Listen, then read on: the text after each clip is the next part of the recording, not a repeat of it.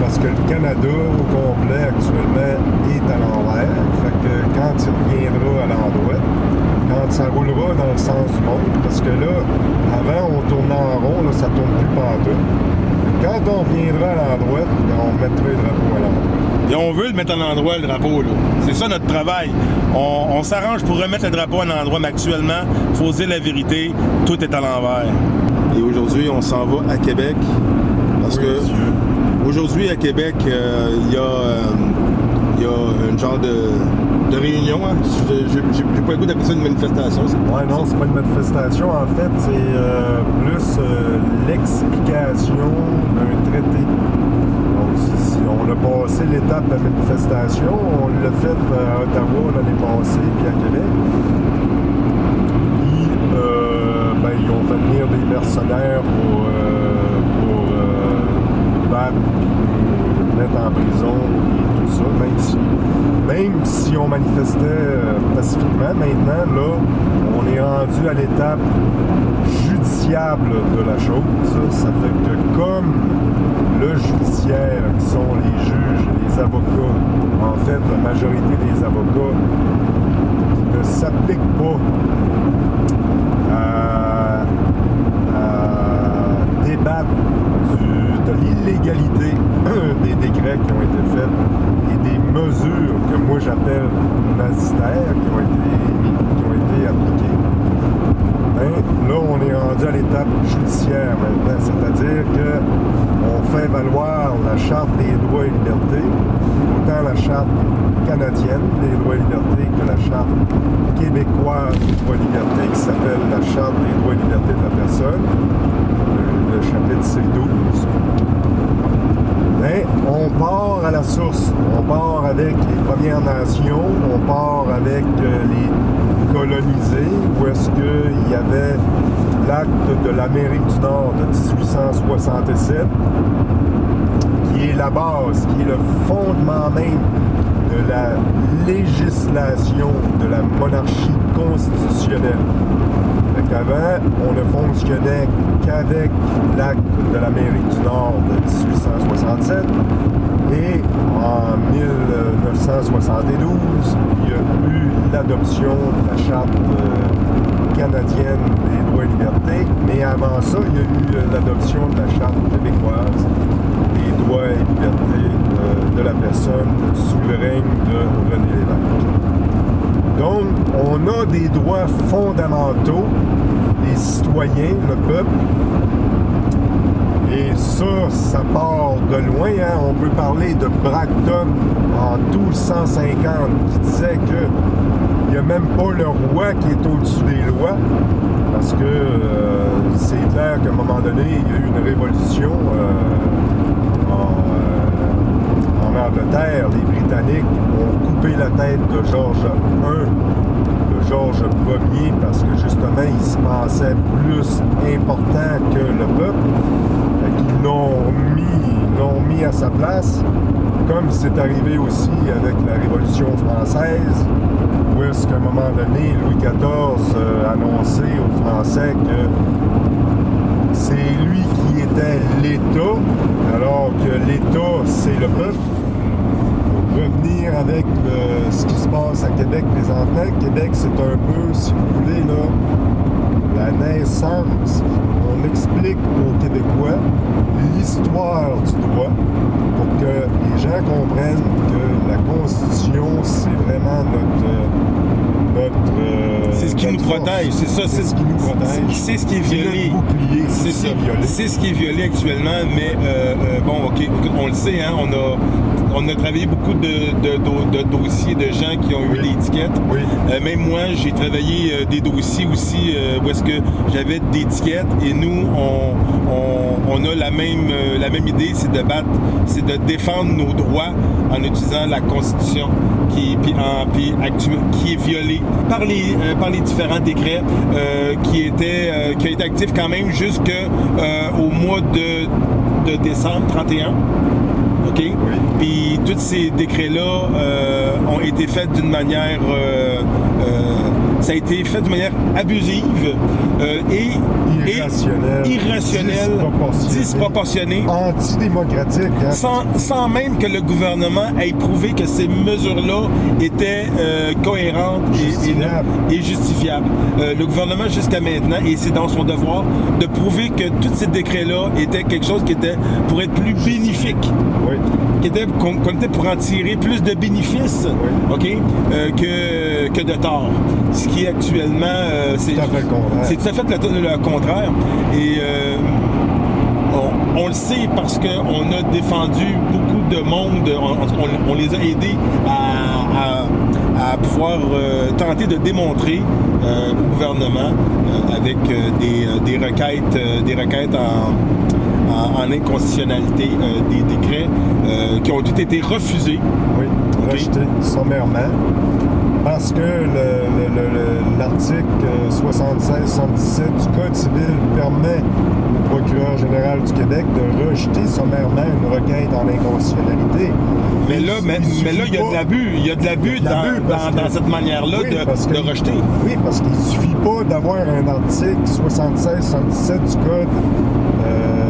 du Code civil pour dire « Hey, j'ai le droit de rejeter sommairement, je rejette sommairement parce que l'article 76-77 me permet de le faire. Il faut que je le prouve. » On dirait qu'ils ne prennent même pas le temps de lire les dossiers. C'est honteux parce qu'ils osent même dire que tous les faits, tout ce qu'on dit, les viols qui ont été commis, et moi je le rappellerai, là, mais les viols de nos droits.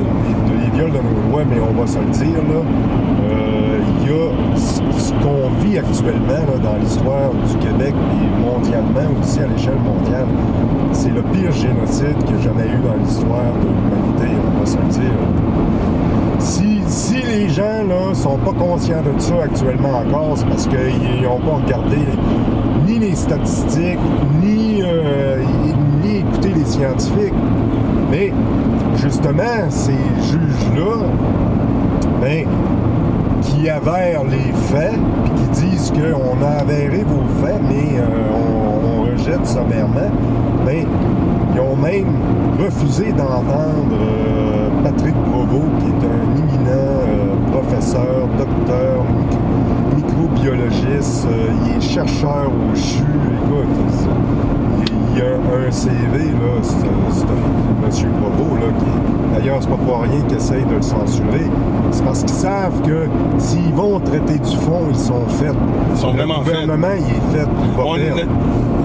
Moi, tu sais, je veux dire, j'apprends à connaître mes droits, je lis tous nos droits, tout ça. Puis, écoute, c'est écrit noir sur blanc qu'ils peuvent pas faire ce qu'ils font actuellement. C'est pour ça qu'ils veulent pas aller débattre sur l'inconstitutionnalité. C'est pour ça. Et écoute, moi, je suis témoin, j'ai vu beaucoup de monde, je suis allé souvent en cours, parce que j'ai toujours dit, moi, que le combat, il va devenir juridique. Oui. Et écoute, on entend des choses, là, c'est vraiment... Des fois, c'est j'ai pas l'impression qu'ils pratiquent leur travail correctement. On voit une volonté de vouloir fermer les yeux sur certains faits. Hein? Il y a des faits qui sont clairs et précis, mais on sent une mauvaise foi de leur part. En tout cas, on va revenir sur Québec. Oui, alors Québec. Aujourd'hui, on est à Québec. C'est sur plusieurs jours. Oui. Dans le fond, Québec, c'est un peu une façon... c'est éducatif. C'est pas une manifestation, c'est un projet éducatif où la base, justement, on essaie de faire comprendre aux gens que la base est fondée sur l'acte de l'Amérique du Nord britannique, l'acte qui date de 1867 et qui est encore applicable aujourd'hui. c'est ce qu'on appelle la monarchie constitutionnelle. Donc, nous autres, on est régis sous une monarchie constitutionnelle que certains appellent le common law, peu importe, mais c'est la base. Donc, en fin de semaine, il y avait justement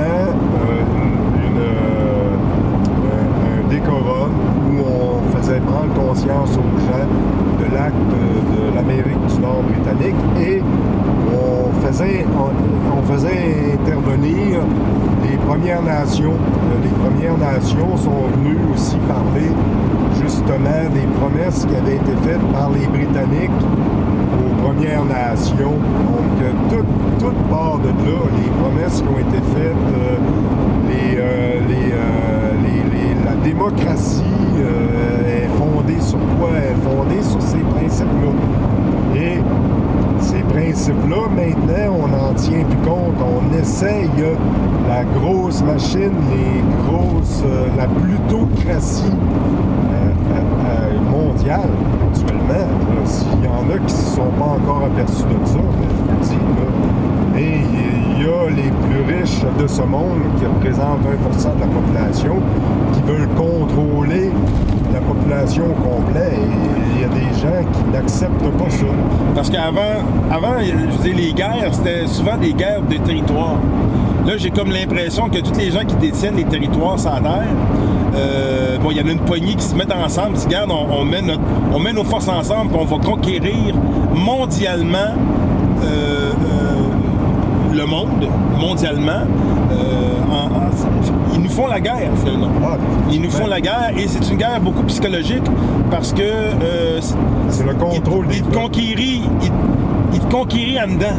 Ils conquérit tes valeurs, ils conquérit ta manière de penser. Oui, ils veulent surtout avoir une emprise sur qui tu es. Ils veulent avoir l'information de qui tu es, où tu te trouves, qu'est-ce que tu manges. Ils veulent détruire notre souveraineté fondamentale d'être humain. Ils veulent nous assimiler à un troupeau. En fait, c'est vraiment une destruction de culture. On détruit toutes les cultures pour en imposer une. Ça. Et ce qu'ils nous proposent, c'est pas le fun. Non. C'est pas le fun, c'est pas intéressant. C'est devenir des robots, des machines.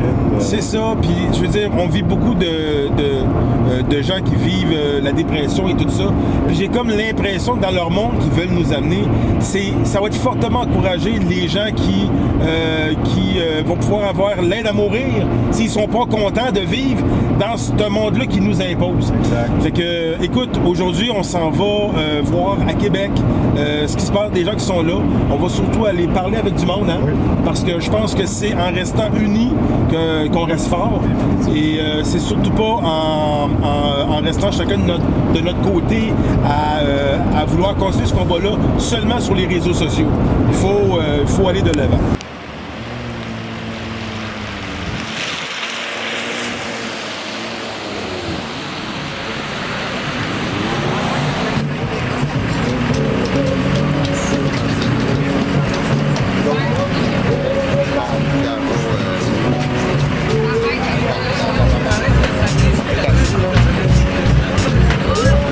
On l'a vu à la dernière élection provinciale, peu importe pour qui vous avez voté, je m'en fous, au moins vous êtes allé voter, mais regardez la distorsion, l'écart, l'énormité, la monstruosité de différence entre l'expression du vote des Québécois puis le résultat à l'Assemblée nationale. Il y a juste, dans toute l'histoire de la DPJ, dans toute leur loi de la protection de la jeunesse, il y a juste une phrase qui fait obstruction, et c'est pour ça que je marche. C'est pour changer puis modifier la loi. L'article 35 de la loi de la protection de la jeunesse, qui sont immunisés, intouchables, qui agissent de bonne foi. Et c'est ça qu'il faut changer. Il y a beaucoup de désinformation, puis c'est intentionnel de leur part, qu'est-ce qu'ils font présentement. Ils veulent passer les lois, puis ils veulent pas avoir d'objection. Ils veulent passer les lois à leur façon, puis c'est ça que le gouvernement libéral du Canada fait. C'est la même chose que Legault il fait comme c'est là. La seule manière d'arrêter ça, c'est de se lever puis de dire non, de façon pacifique. C'est important, mais il faut leur dire. Mais d'abord, je voulais vous dire merci pour la mobilisation des gens. à mes yeux, à mon cœur, vous êtes le cœur du Québec. Je l'ai dit à plusieurs reprises. On voit des gens qui reviennent et qui reviennent, malgré les difficultés, malgré que vous n'avez pas un masque d'en face pour vous apercevoir à quel point qu'on est muselé. Des fois, c'était presque une bénédiction, ce masque-là, pour certains, pour qu'ils voient à quel point qu'on est muselé. Aujourd'hui, qui est plus visible, les gens ne voient pas cette mise au silence-là. La liberté, c'est important. Il faut le ressentir en dedans, c'est pas juste un mot. Hein? Ça nous dépasse, c'est quelque chose qui est au-delà des hommes, au-delà du peuple. Cette liberté-là nous tient ensemble. Je pense même que des fois, je réfléchis pas quand je parle. C'est la liberté d'expression qui veut juste parler de liberté. Il faut que ça soit bien pensé. Le traité pour nos droits a pris un bon 2 mois à être créé. Écoute, c'est compliqué quand on commence à aller sur leur terrain d'échec à eux. C'est complexe. On peut pas juste dire « Oh, on veut que ça se passe de même. On veut pas que ça se passe. » Il y a un moyen d'y arriver. Je vais vous en faire la lecture. C'est tellement important, ce document-là, pour nous, ainsi que pour les citoyens du Québec et les citoyens du Canada, parce qu'il y a des gens qui ont oublié que notre pays, c'est le Canada. On veut bien faire... tu sais, les Québécois, des fois, on se sent moins représentés, mais ce qui est drôle, c'est ça fait combien d'années que c'est les Québécois qui siègent à l'Assemblée nationale? On est là. La nation est reconnue. Puis c'est international. Je crois qu'on a pu à tenter de se faire reconnaître. On est reconnu. Le problème, c'est que les politiciens se sont servis de notre désir d'être reconnus pour nous représenter, puis il y a de la fausse représentation qui ne sert pas le bien commun, qui ne sert pas le bien du peuple, qui sert leur intérêt en général. L'intérêt des lobbyistes qu'il y a derrière eux, l'intérêt des ingérences qu'il y a derrière eux qui sont privées ou corporatives. Des ingérences qui viennent du WEF. Vous savez c'est quoi le World Economic Forum? Le World Economic Forum se vante d'avoir des young leaders qui ont envahi nos parlements, qui ont envahi nos sièges. Les gens qui nous représentent ou qui disent nous représenter représentent autre chose qui n'est plus le peuple. C'est pour ça qu'on a créé cette notice-là. C'est fastidieux, puis on va vous la lire. C'est l'œuvre de plusieurs personnes, hein, c'est pas juste une personne. Je vais vous expliquer ensuite comment participer en tant que citoyen canadien à titre individuel. Parce qu'à titre individuel, vous avez un pouvoir énorme, plus qu'une association, plus qu'un groupe. Parce que la Constitution, l'Acte de l'Amérique du Nord britannique de 1867, protège votre intégrité personnelle en tant qu'individu, en tant que Canadien. C'est ce qui est le plus important, votre individualité. Puis c'est l'ensemble des Canadiens en tant qu'individus qui forment le peuple canadien et la Constitution. C'est pas les gens qui nous représentent. Quand on dit qu'ils nous représentent, c'est parce qu'ils sont rien sans nous. La notice commence comme suit, puis je vais lire le sujet. On demande que l'Acte de l'Amérique du Nord britannique de 1867 soit appliqué dans son ensemble dans la province de Québec, que les élus de l'Assemblée nationale respectent l'article 128 de l'Acte de l'Amérique du Nord de 1867, que toutes les lois mises en place depuis le 31 décembre 1968 par l'Assemblée nationale du Québec soient réexaminées pour vérifier si elles respectent l'Acte de l'Amérique du Nord britannique de 1867, que la Cour martiale soit mise à la disposition des Canadiens, que la Gendarmerie royale du Canada intervienne dans la province de Québec afin de protéger les citoyens, citoyennes canadiennes et la Constitution de 1867. Que la Sûreté du Québec redonne le pouvoir à ses agents afin qu'ils appliquent le code criminel et que les lieutenants-gouverneurs de chaque province interviennent en obligeant la gouverneure générale d'appliquer ses droits de réserve et de désaveu sur les lois fédérales et provinciales qui vont à l'encontre de la Constitution de 1867. Il faut comprendre que la notice, ou plutôt les notices, sont des notices individuelles pour des notifiés individuels. Il y a plusieurs assermentés. Là, on va vous lire celle qui s'adresse à Mme Mary Simons, la gouverneure générale du Canada. Madame Mary Simons, gouverneure générale du Canada, je, Jonathan, citoyen canadien de la province de Québec, aimerais attirer votre attention sur les comportements douteux des représentants de l'Assemblée nationale du Québec, qui depuis plusieurs années ne respectent pas l'acte de l'Amérique du Nord britannique de 1867. Depuis l'abolition de la Chambre du Conseil législatif le 31 décembre 1968, aucune alternative à cette Chambre n'a été mise en place afin de s'assurer que les lois et règlements provinciaux respectent l'acte de l'Amérique du Nord britannique de 1867. Ceci permet au gouvernement de cette province d'instaurer des lois et règlements qui ont pour but de retirer nos droits constitutionnels et nos droits et libertés.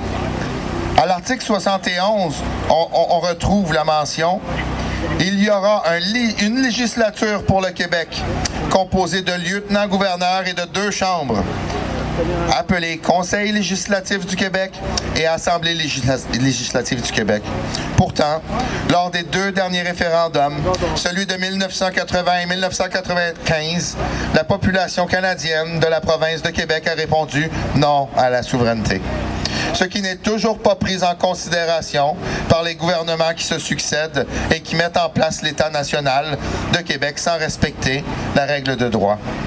Il est important de noter que le Canada est un pays démocratique et les différents paliers du gouvernement ont des pouvoirs et responsabilités spécifiques soumises à l'acte de l'Amérique du Nord britannique de 1867, qui se trouve être le document fondateur de la Fédération canadienne. L'acte de l'Amérique du Nord britannique de 1867 définit les pouvoirs et les responsabilités des différents niveaux des gouvernements. Il est important de noter que la Constitution est composée de 2 parties. 1.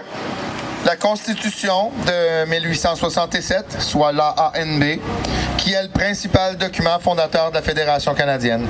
Et de 2, la loi constitutionnelle de 1982, qui a apporté des modifications importantes à la Constitution, soit l'acte de l'Amérique du Nord britannique de 1867. Afin de changer la Constitution, l'AANB, une procédure spécifique doit être suivie. Cette procédure nécessite l'accord de la plupart des provinces et du gouvernement fédéral. Il est également demandé d'inclure l'avis de la population, soit par consultation publique ou par référendum. Il est important de noter que l'autonomie des provinces est limitée par les pouvoirs et les responsabilités du gouvernement fédéral, ainsi que par les normes et principes énoncés dans la Constitution, la ANB. Elle délègue aux provinces le pouvoir d'administrer la justice, y compris la création, le maintien et l'organisation de tribunaux de justice pour la province ayant juridiction civile et criminelle, y compris la procédure en matière civile dans ces tribunaux. Ceci permet aux provinces d'engager des poursuites contre des délits commis sous le Code criminel et de créer une force policière provinciale telle que la Sûreté du Québec.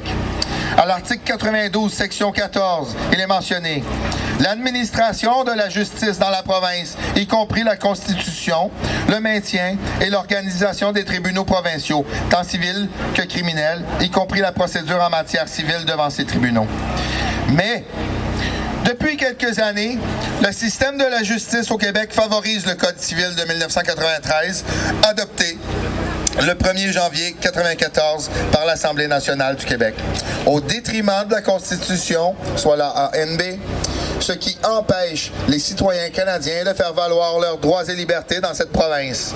Une question. Sommes-nous toujours Canadiens? C'est une question, une vraie question. Parce qu'en ce moment, je sors du document. Parce qu'en ce moment, la province de Québec a comme Assemblée nationale une corporation qu'on peut appeler aujourd'hui Québec Inc. C'est enregistré aussi, c'est vérifiable. Je vais laisser d'autres personnes aller plus loin dans ce dossier-là. Dans la province de Québec, nos élus de l'Assemblée nationale du Québec semblent prioriser le serment d'allégeance envers leur propre parti politique privé, au lieu du serment d'allégeance à la reine et sa succession, aujourd'hui soit le roi Charles III. d'allégeance envers leur parti politique privé au lieu du serment d'allégeance à la couronne et sa succession comme plusieurs avocats du barreau du Québec, voire preuve en annexe.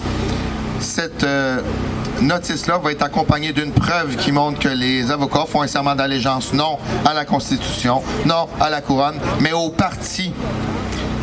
Donc, les avocats ne peuvent pas vraiment parler contre le gouvernement. C'est leur maître, d'une certaine manière, puisqu'ils ont fait un serment envers eux, un parti privé.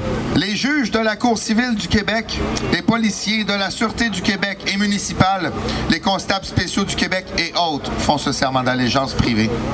Lorsque ces derniers se font questionner sur leur serment d'allégeance prononcé, ils ne répondent pas et disent que les serments est une information privée. Ben, nous aussi, on avait une information privée à propos de nos libertés par rapport à nos corps, puis on était forcés de le mentionner pour rien qu'aller déjeuner à quelque part ou prendre un café. Le serment d'allégeance, c'est quelque chose il nous représente, et puis les serments deviennent privés. Nous, par rapport à notre corps, on veut prendre des décisions, et puis ils veulent nous forcer à donner des informations sur quelque chose qui est complètement personnel, qui est protégé par la Charte C12, qui est protégé par le Bill of Rights, qui est protégé par la Constitution, le ANB. Puis eux, ils suivent pas les règlements, puis ils nous demandent de nous-mêmes de pas les suivre. Je les vois comme des opportunistes là-dedans pour leur plan, mais bon, on va continuer. L'obligation au seul serment d'allégeance, je vous explique. Ce qui dit nécessairement d'une information. Bon. Ce qui nuit grandement à la confiance des citoyens canadiens face à la justice et les instances de cette province. Pourtant, la loi sur les serments d'allégeance, la LRC de 1985, au chapitre 0 à 1, à l'article 5, mentionne l'obligation au seul serment d'allégeance.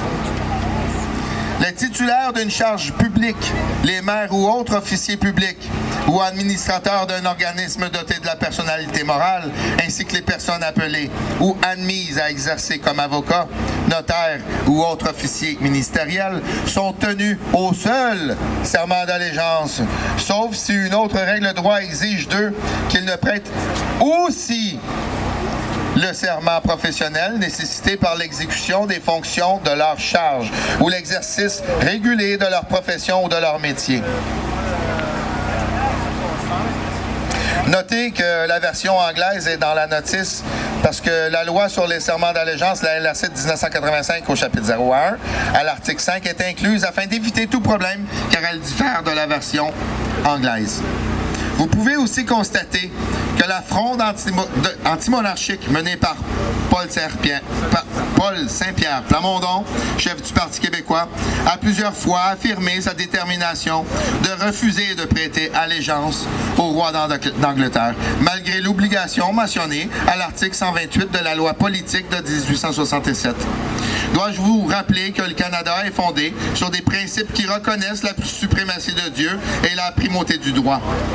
À l'article 128 de la Constitution, il est mentionné « Tout membre du Sénat ou de la Chambre des communes du Canada doit, avant d'y occuper son siège, prendre et souscrire devant le gouverneur général ou une personne autorisée par lui, et tout membre d'un conseil législatif ou d'une assemblée législative d'une province doit, avant d'y occuper son siège, prendre et souscrire devant le lieutenant-gouverneur de la province ou une personne autorisée par lui le serment d'allégeance contenu dans la 5e annexe de la présente loi.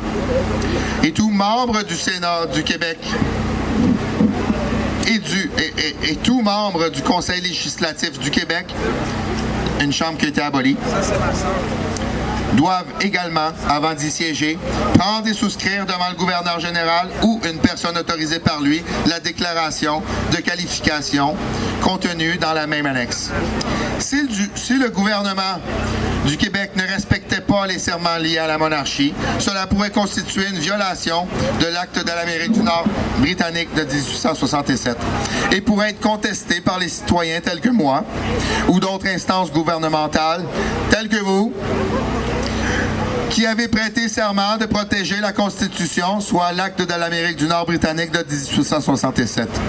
Dois-je vous rappeler que le gouvernement du Québec est lié à la Fédération canadienne, comme vous l'êtes aussi, Madame Mary Simons, Si le gouvernement de la province de Québec souhaitait apporter des modifications à l'acte de l'Amérique du Nord britannique de 1867, il devrait suivre la procédure appropriée et ainsi obtenir l'accord des autres provinces, du gouvernement fédéral, appuyé par la population canadienne.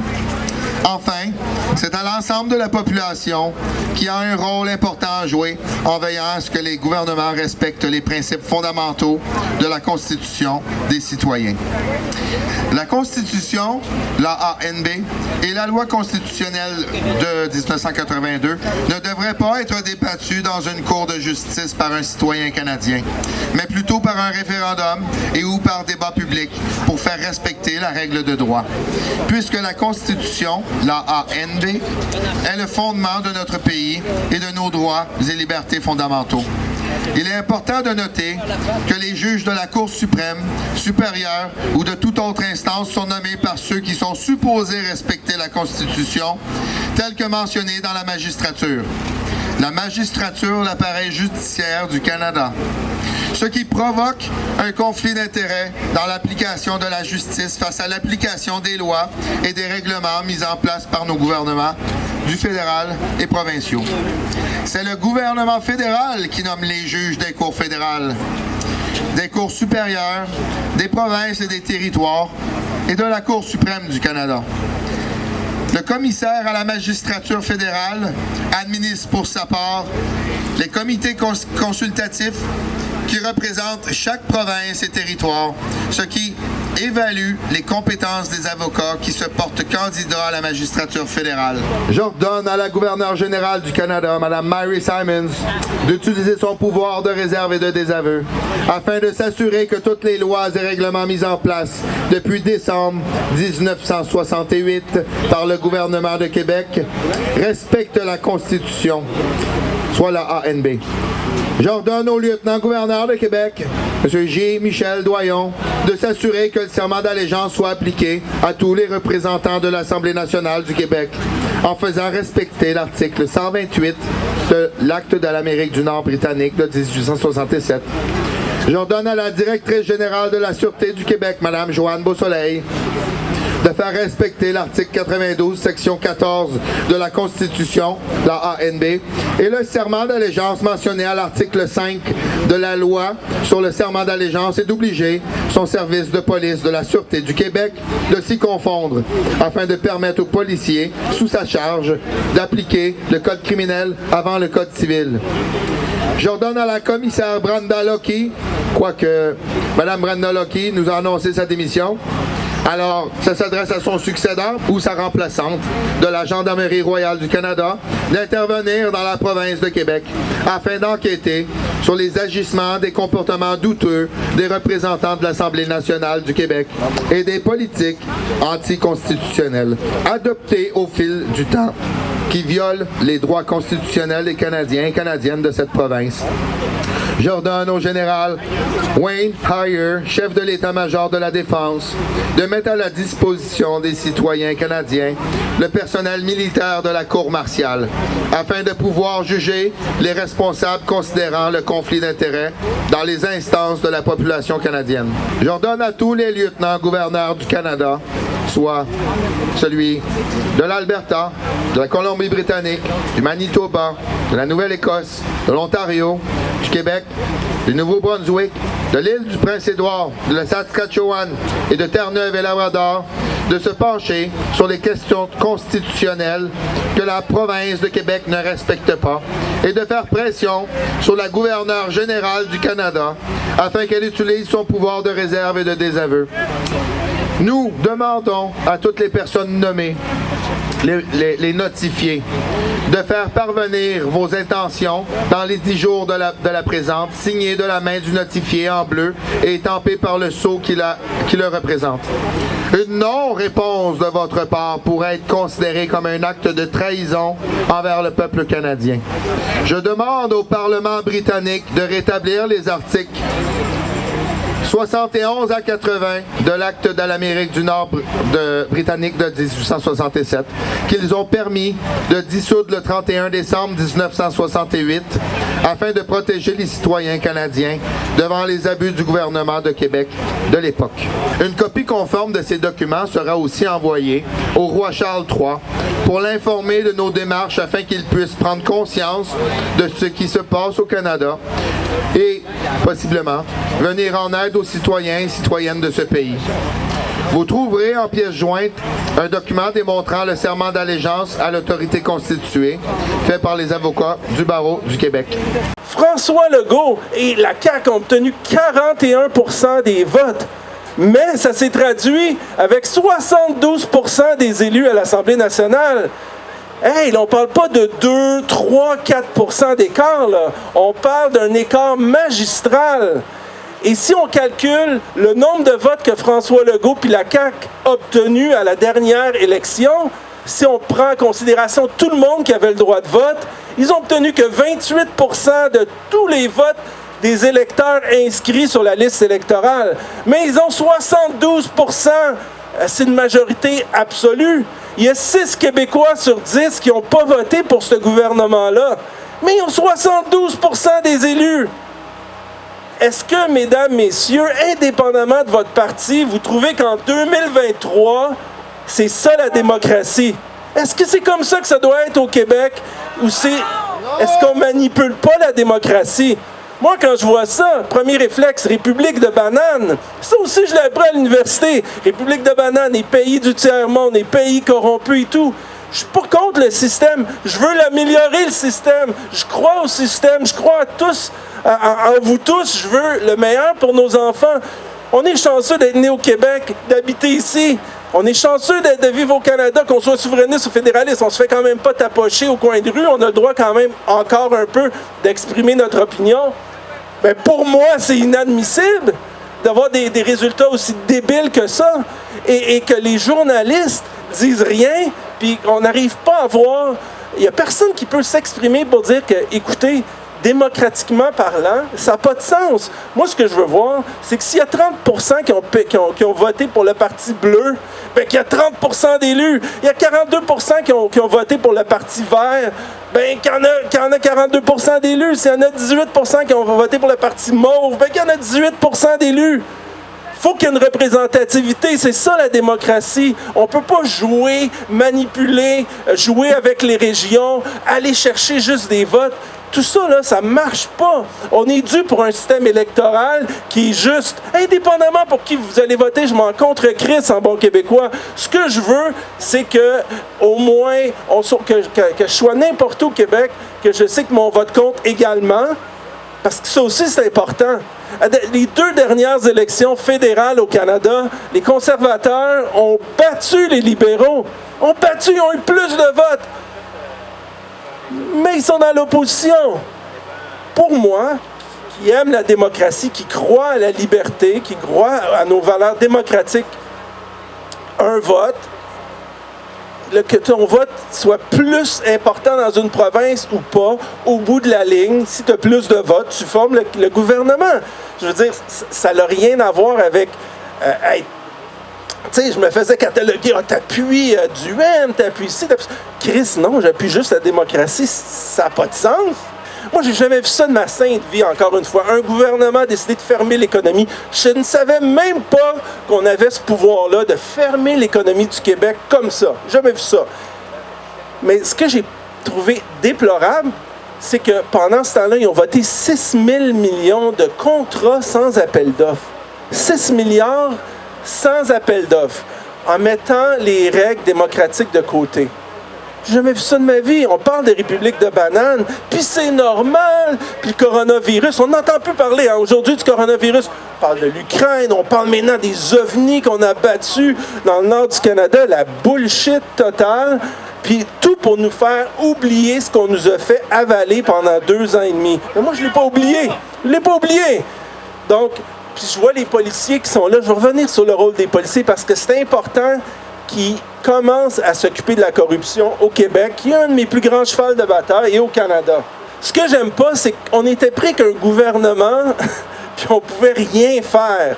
Une démocratie, ça vient, vous vous souvenez, démos, peuple, cratie, pouvoir. Ça vient du grec. Démo, peuple, cratie, pouvoir. Le pouvoir du peuple.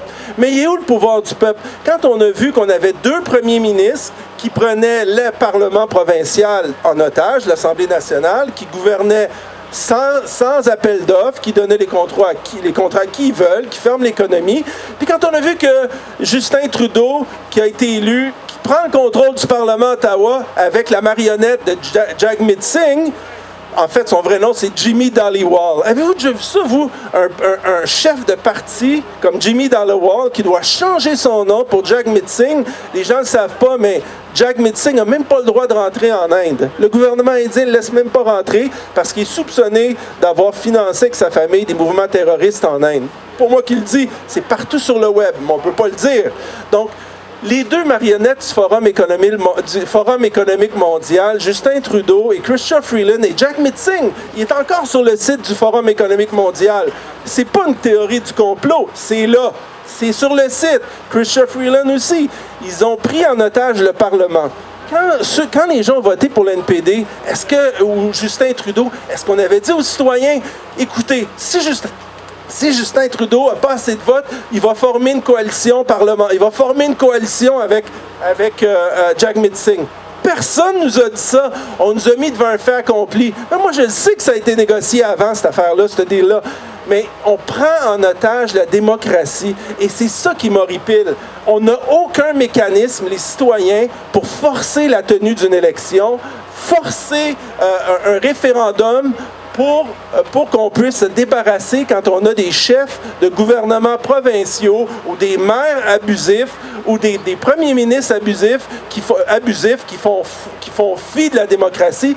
Nous, comme citoyens, on n'a aucun outil dans notre coffre à outils pour dire on veut le déclenchement d'une élection parce qu'on est maltraité, on est insatisfait, parce qu'on est en train de se faire voler des milliards. Puis il n'y a rien qu'on peut faire, il faut rester béatement à la maison, écouter nos nouvelles, puis si on se plaint, on est des complotistes.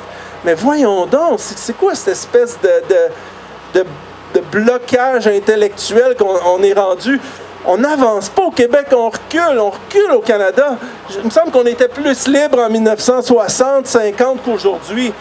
Tout ce qu'on dit, si tu te lèves pour parler, ben là, t'es un complotiste. Mais non, on aime notre société, on aime notre démocratie. Qui décide vraiment aussi? C'est une autre question. On blâme tout le temps les politiciens pour tout ce qui ne marche pas. Mais moi, quand j'ai été élu à la Ville de Montréal, écoutez, la Ville de Montréal, c'est 29 000 employés, là. C'est 1,9 million d'habitants. C'est le même PIB, produit intérieur brut, que toute la Belgique. La Ville de Montréal, c'est comme un pays en termes d'économie, de puissance et de population. Mais écoutez, quand moi je voulais, un des pouvoirs qui est le fun à la ville, c'est que tu votes des contrats, c'est que tu contrôles les policiers, tu contrôles à Montréal les métros, tu contrôles le transport en commun, tu donnes les contrats, tu fais pas juste voter des règlements, ce qu'on appelle, c'est une loi municipale, un règlement, tu donnes des contrats, tu gères la ville. Mais j'ai jamais eu autant de difficultés, j'ai eu des menaces de mort, vous regarderez sur Internet. Quand j'étais à la Ville de Montréal, j'ai bloqué des dizaines et des dizaines de millions de contrats bien avant la commission Charbonneau parce que je sais compter, puis tu ne me marcheras pas ses pieds. Et j'ai des appels. T'es trop, on va te casser les jambes. T'es trop, on va te tuer. Mais t'es trop, il est là. Fait que ce que je voulais vous dire, c'est que c'est possible, il faut se tenir debout, puis il faut arrêter d'avoir peur. Et tout ça pour dire que les fonctionnaires, ils m'ont bloqué une tonne de projets. Moi, je pense que les élus passent, hein? Ça passe, c'est temporaire, mais les fonctionnaires restent. Moi, je vous dirais que 60% de la corruption au Québec, puis au Canada, c'est les fonctionnaires. Ils ont leur système en place. Les appels d'offres sortent trop cher. Moi, je voulais même appliquer sur un appel d'offres. Écoutez, le système des appels d'offres au Québec fait en sorte de favoriser la corruption. Oui, puis c'est pas une théorie du complot. Essayez de faire un appel d'offres. Le gouvernement vous demande des garanties financières débiles, impossibles. Il vous demande de geler de l'argent de côté, mais cet argent de l'autre côté que vous gelez, c'est plus que les profits que vous allez faire sur le contrat. Donc, ça ne marche pas. Il faut être infiniment riche au Québec pour gagner les appels d'offres, les contrats du gouvernement. Donc, ça fait en sorte que c'est tout le temps la même gang de riches qui ont les contrats. C'est ça qu'on veut, puis c'est dans une société comme ça qu'on veut, où on veut améliorer la société.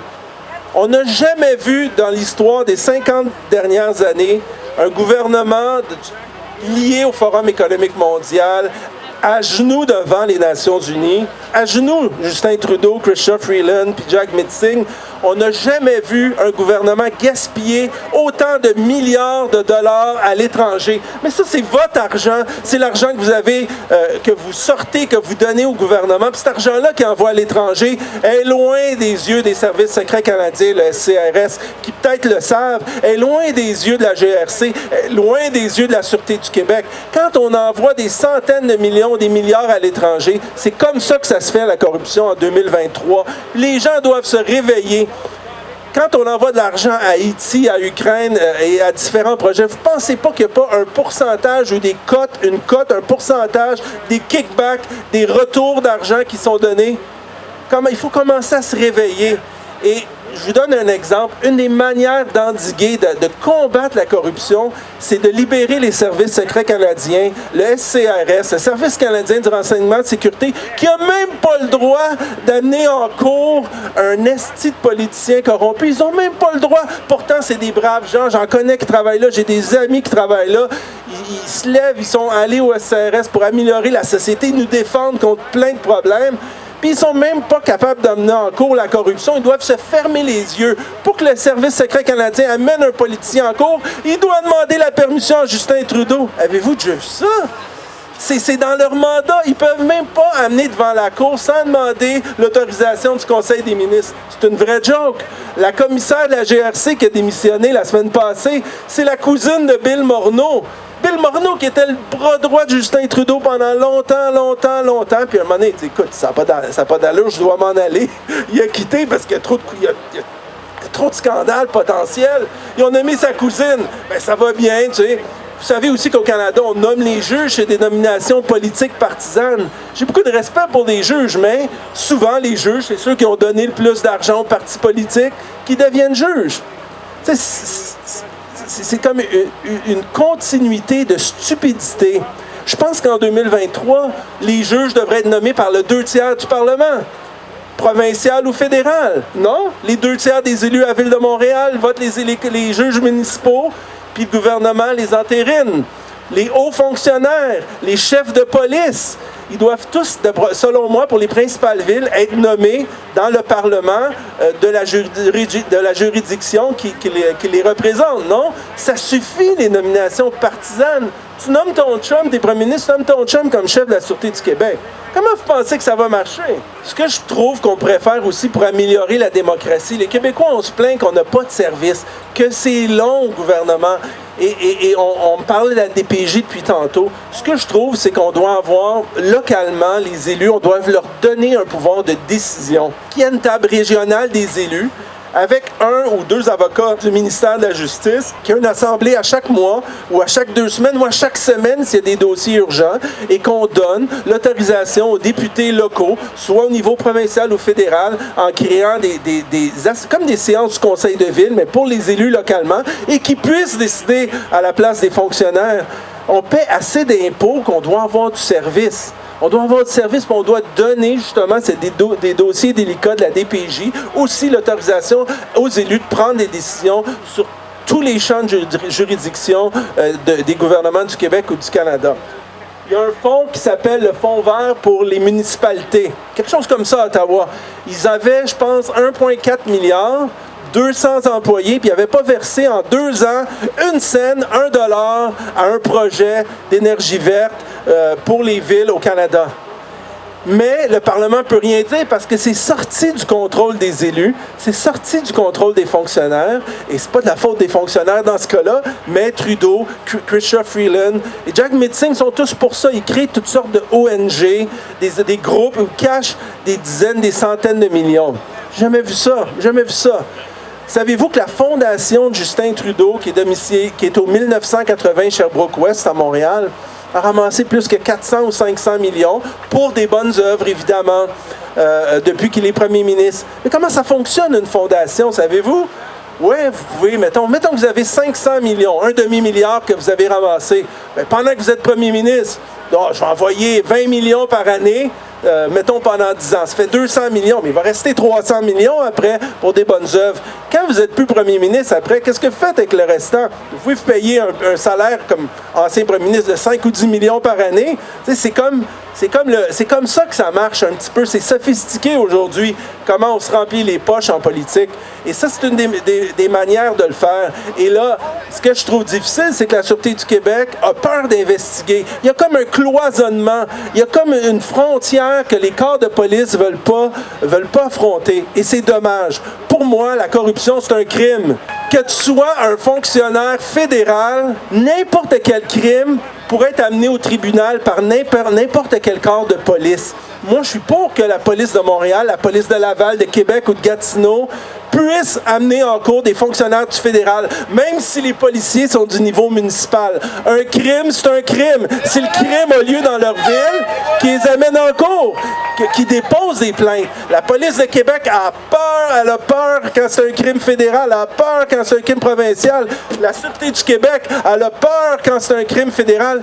Mais la Fondation Trudeau, toutes sortes de corruption, si le crime a lieu, si on peut prouver un crime, la Sûreté du Québec peut arrêter des fonctionnaires fédéraux, peut arrêter des élus fédéraux.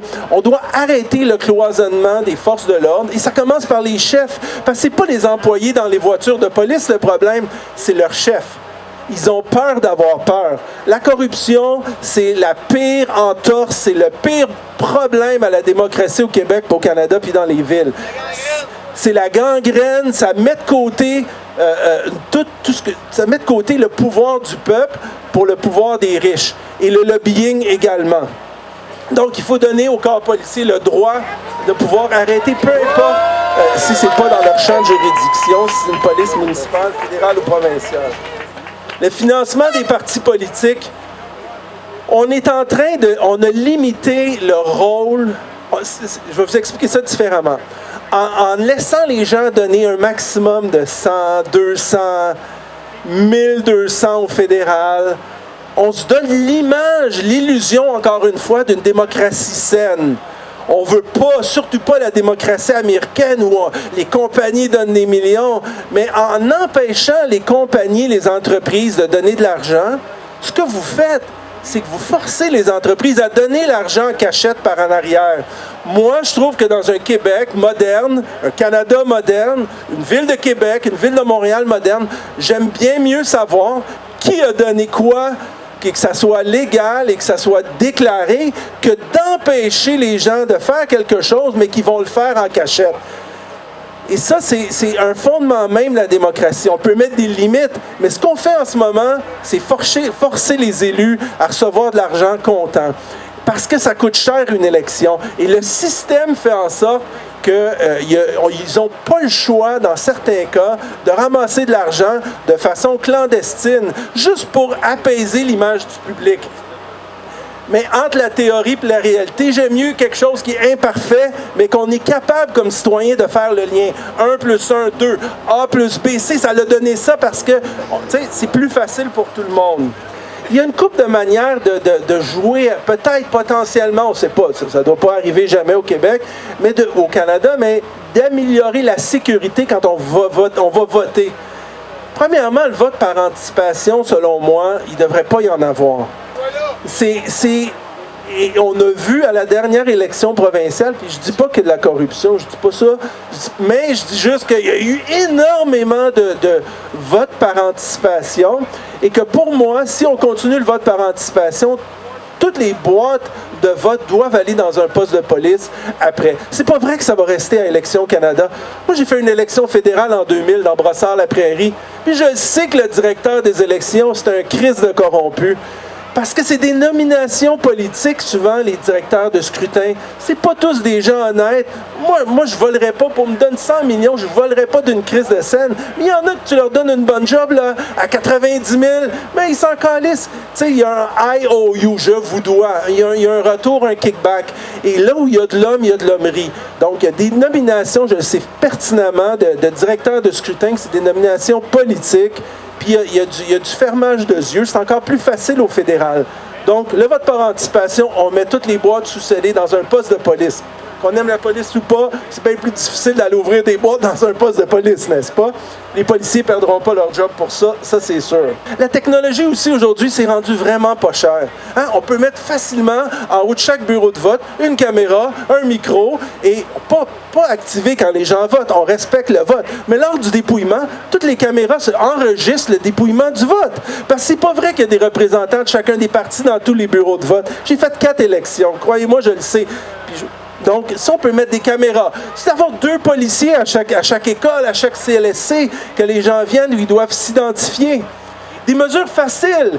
Quand quelqu'un meurt au Québec, ou la direction de l'État civil doit tout de suite envoyer au directeur des élections du Québec l'avis de décès pour enlever les gens, pour empêcher les morts d'aller voter. Ils doivent envoyer ça aussi à Élections Canada. Pourquoi ça se fait pas?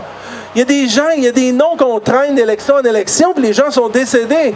Quand vous faites votre rapport d'impôt à Revenu Québec, Revenu Canada, on doit marquer s'il y a un changement d'adresse, oui ou non. Quand il y a un changement d'adresse, Revenu Québec devrait communiquer à Élections Québec le changement d'adresse. Il y a des gens qui ont des adresses dans 3 comtés. Vous voulez empêcher la duplication, puis les gens qui vont voter 2 et 3 fois, vous faites ça. Même chose, Revenu Canada devrait envoyer à Élections Canada les changements d'adresse. Pourquoi ça se fait pas? Pourquoi vous pensez? Des choses simples qu'on peut faire qu'on ne fait pas. Le système de santé. Écoutez, je vais vous donner un exemple. Y a-t-il quelqu'un qui a déjà eu une entreprise ici qui était en affaires, qui a eu une entreprise ou que sa famille avait une business, une entreprise? Je vais vous dire comment ça fonctionne à Montréal. Il y a 4 universités à Montréal. Puis il y a l'université de Sherbrooke, puis il y a d'autres universités régionales, à Québec, l'université Laval, etc., l'UQTR, puis l'université à Saguenay. Écoutez, quand on forme un médecin, là, ça coûte 100 000 $ d'impôts par médecin par année. C'est ça que ça coûte à tous les Québécois. 100 000 $. Un médecin, en général, c'est 8 à 10 ans. On va dire 10 ans pour des calculs simples. Chaque médecin coûte 1 million de $ à tous les citoyens, ici incluant moi. 1 million. Mais on en a comme 15-20% qui quittent, qui crissent leur camp aux États-Unis après leur formation dans le Canada anglais ou en Europe. Et est-ce que c'est normal qu'on a une pénurie de médecins puis qu'on laisse ces gens-là qui sont venus étudier à 3 000, 5 000 par année, même des étudiants étrangers, c'est à rabais, c'est peut-être 20 000 par année, alors que ce serait 100 000 US par année, et ils s'en vont travailler aux États-Unis, puis c'est nous, là, les citoyens qui avons payé pour ça.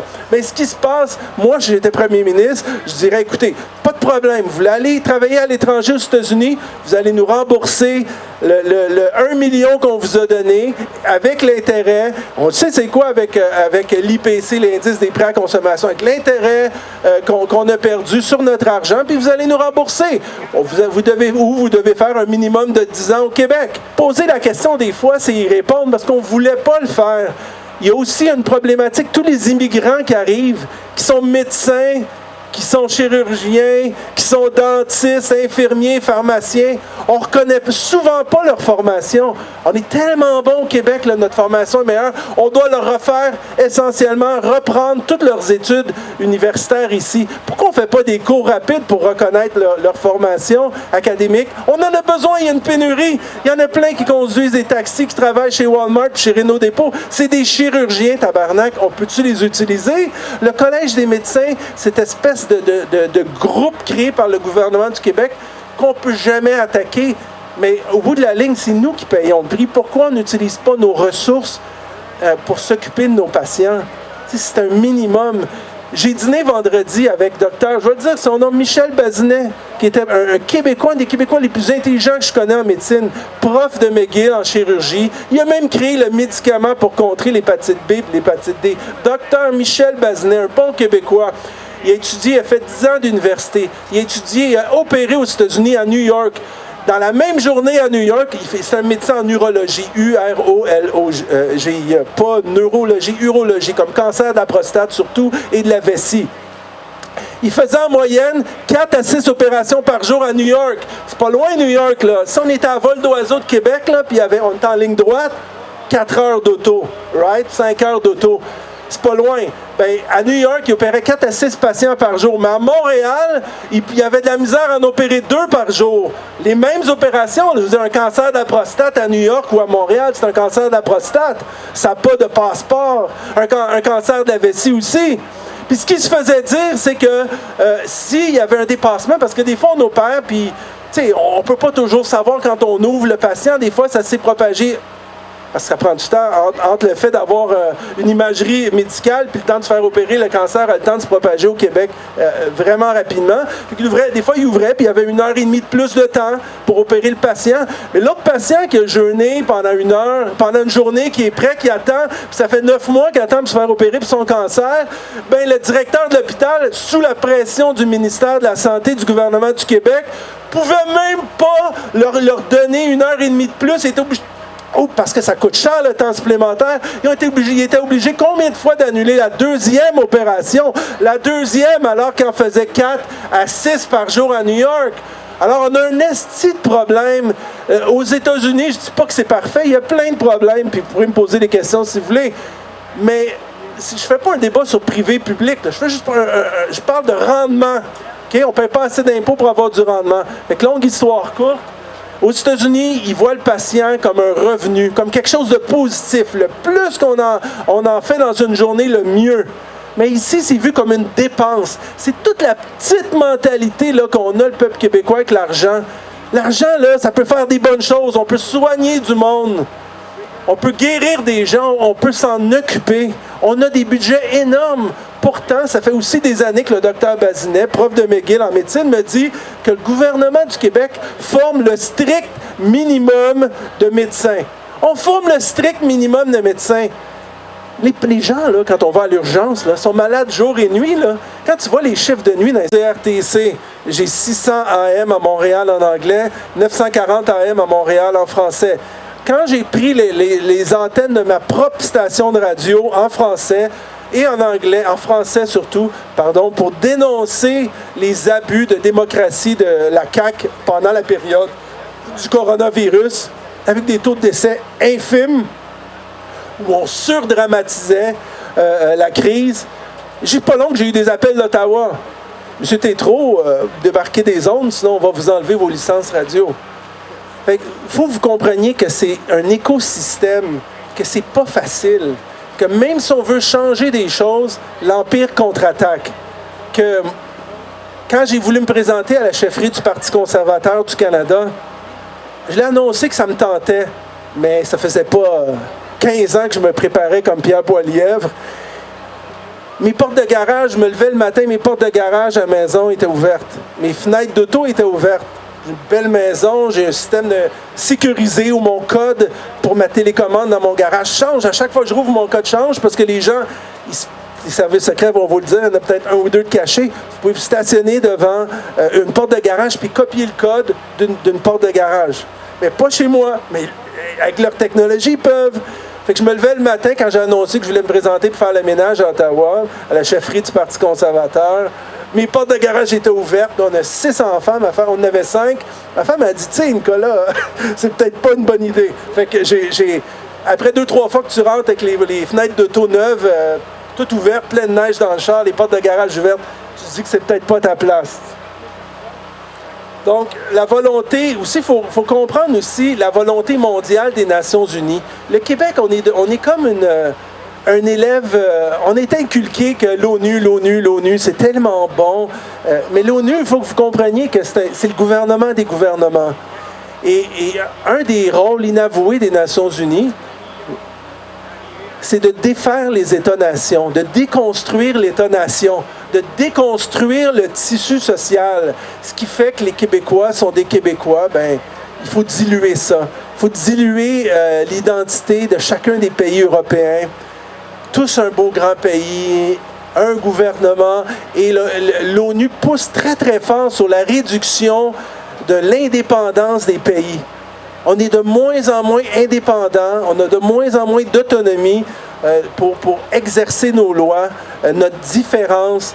Et pour moi, c'est un enjeu fondamental. L'ONU a du bon aussi parce que ça aide beaucoup à régler souvent des problèmes entre des pays. Puis il n'y a pas juste du négatif. Mais pour ça, pour moi, c'est inacceptable. On ne doit pas diluer l'identité du Québec ou du Canada et des pays européens. La vraie guerre qui se joue en ce moment, c'est la guerre de la monnaie et la guerre du dollar. Le dollar américain, les États-Unis sont en panique. Ils ne le disent pas, mais sont vraiment en panique. Parce qu'il y a plusieurs pays qui ont adopté une nouvelle monnaie qui s'appelle le BRICS, B-R-I-C-S. C'est composé surtout de la Chine, de la Russie, de la Corée du Nord, du Brésil, de l'Inde, du Pakistan, de l'Afrique du Sud, plein de pays africains. Juste l'économie de l'Inde, c'est comme l'économie américaine. Grosso modo, dans 20 ans, l'économie indienne, ou 25 ans, va outrepasser. Il faut se projeter dans le temps. Elle va être plus forte que l'économie américaine. L'économie chinoise, dans 15 ans, dépasse l'économie américaine. Mais si on jumelle la Russie, il y a une union entre la Russie, l'Inde, le Pakistan, la Chine, l'Afrique du Sud, le Brésil, la plus grande démocratie en Amérique du Sud, l'hégémonie du dollar américain. L'hégémonie, ça veut dire le fait que le dollar américain, c'est la monnaie la plus forte, c'est la monnaie pour transiger l'énergie. Le dollar américain est sous attaque incroyable en ce moment. Les États-Unis paniquent avec ça. Tout le marché mondial va être déstabilisé. Et c'est pour ça qu'on risque d'avoir beaucoup de conflits militaires. Parce que les États-Unis, qu'est-ce qu'ils vont faire? Je veux dire, dans le monde, tout tourne autour de l'énergie. Si je vous disais que la guerre en Ukraine, c'est surtout une guerre d'énergie. Donc les États-Unis sont en panique par rapport à ça. Qu'est-ce qui va se passer? Si les pays n'ont plus besoin d'utiliser le dollar américain pour acheter du pétrole, pour acheter de l'énergie, du gaz de schiste, du gaz liquéfié, ben, ils vont commencer à vendre leur dollar américain s'ils n'en ont plus besoin. Qu'est-ce qu'ils vont faire? Ils vont inonder le marché de dollars américains. Qu'est-ce qu'ils vont faire pour pas diluer? Ils vont monter le taux d'intérêt pour tenter d'endiguer l'inflation, mais à un moment donné, ça ne marchera pas. On parle même que l'euro, la monnaie, l'euro n'existera plus peut-être dans 5 ans, ça va être l'euro-dollar. Il y a beaucoup de choses qui s'en viennent. Qu'est-ce que les États-Unis vont faire pour tenter de garder le contrôle parce qu'ils contrôlent le monde avec le dollar américain? C'est vraiment le cerveau, c'est la matière grise, là. C'est pas juste les gros muscles puis les armes militaires. Je veux que vous compreniez aussi comment les États-Unis, tu sais, on peut parler contre, mais en même temps, on peut pas parce que c'est notre plus grand allié, puis le Québec, notre plus grand partenaire économique, c'est les États-Unis. Mais en même temps, ça nous permet, on peut quand même être critique sur ce qu'ils font. Puis je vais vous dire comment les États-Unis, c'est un bon joueur d'échecs. Puis ils vous diront pas ça à Radio-Canada, puis ils diront pas ça à l'Assemblée nationale, puis ils diront pas ça à Ottawa. Les États-Unis, en ce moment, ce qu'ils ont fait, ils ont réussi à prendre le contrôle de l'Europe. C'est pas une farce. Ils ont pris le contrôle de l'Europe. La guerre en Ukraine, ça fait des des années que l'OTAN se rapproche impunément de la frontière russe. Qu'on soit contre la Russie ou pour l'Ukraine, c'est un fait. Et on braquait des armes de destruction, des armes face à la Russie. Là, ce qu'ils ont fait, ils ont coupé l'accès de l'énergie de la Russie à l'Europe. Là, c'est qui le nouveau courtier en énergie? C'est qui le nouveau courtier en énergie en Europe? C'est les États-Unis. Et les prix ont triplé. Et la capacité de payer des citoyens, elle n'a pas triplé. Hein? Leur salaire n'a pas triplé. Les gens sont à genoux, ils ont moins d'argent. Puis l'énergie, c'est pas comme si on peut s'en... C'est comme le café le matin. Des fois, c'est dur de s'en passer, mais l'hiver, surtout, on n'a pas le choix d'en avoir. Là, les États-Unis aussi ont dit on va contre-attaquer les forces russes. Fait que l'OTAN, que les États-Unis contrôlent, ont demandé aux pays européens de vendre ou de donner leur stock d'armes à l'Ukraine. Ce que les Européens ont dit, ben oui, on n'a pas le choix, on ne veut pas se faire attaquer par la Russie, mais les États-Unis sont très intelligents. Pendant que les Européens vident leur stock d'armes, là, en ce moment, ils ont plus d'armes. Ils n'ont plus d'inventaire d'armes, les Européens. Donc, les Européens sont à genoux, sont en panique. On n'a plus d'armes, on a tout donné à l'Ukraine. L'Ukraine est en train de manger une crise de volée, mais ça, vous ne le verrez pas non plus. Là, ils retardent en amenant des... Mais à un moment donné, on ne peut plus, tu sais... On ne pourra pas repousser l'Ukraine, c'est sûr qu'elle va perdre. Donc, l'Europe est à genoux. Ils ont besoin d'armes. Les États-Unis en ont plein. Ils ont besoin d'énergie. Les États-Unis en ont plein. Et l'Europe, l'euro est vraiment instable. Les États-Unis n'ont pas le choix. Il va sûrement, je vous fais une prédiction, l'euro va s'en aller pour devenir le dollar américain. Ils l'appelleront l'euro-dollar pour sauver la face. Donc, c'est une prise de contrôle stratégique des États-Unis sur l'Europe. C'est ça qu'on vit en ce moment. Mais ça, vous ne le verrez pas aux nouvelles.